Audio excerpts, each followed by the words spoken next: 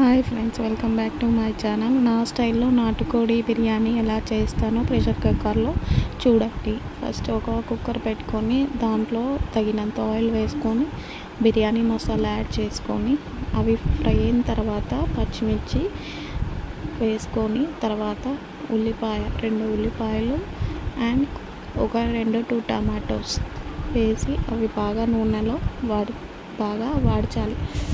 బాగా వేగిన తర్వాత కొంచెం కరివేపాకు యాడ్ చేసి అది కూడా బాగా కలిపి మిక్స్ చేసి దాంట్లో కొంచెం అల్లం పేస్ట్ అండ్ పసుపు వేసాను.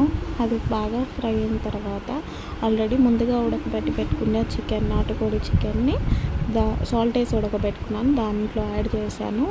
అది బాగా మిక్స్ చేసి తగినంత కారం, ఉప్పు, ధనియాల powder and chicken masala, garam masala add చేసి బాగా మిక్స్ చేసి లిడ్ పెట్టేసి ఒక 5 minutes ఉడకనిచ్చాను. ఇప్పుడు 5 minutes ఉడికిన తర్వాత దాన్ని ఓపెన్ చేసి చూసి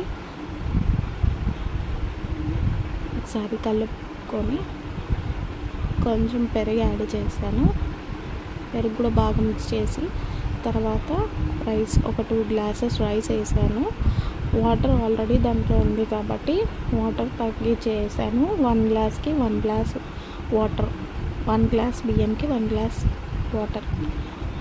లాస్ట్లో నిమ్మరసం యాడ్ చేసి కొత్తిమీర వేసేసాను. 3 whistles రావాలి. 3 whistles వచ్చిన తర్వాత చూస్తాను. మీకు ఇక్కడ చూడండి ఎంత బాగా వస్తుందో ప్రెషర్ కుక్కర్లో నాటుకోడి బిర్యానీ.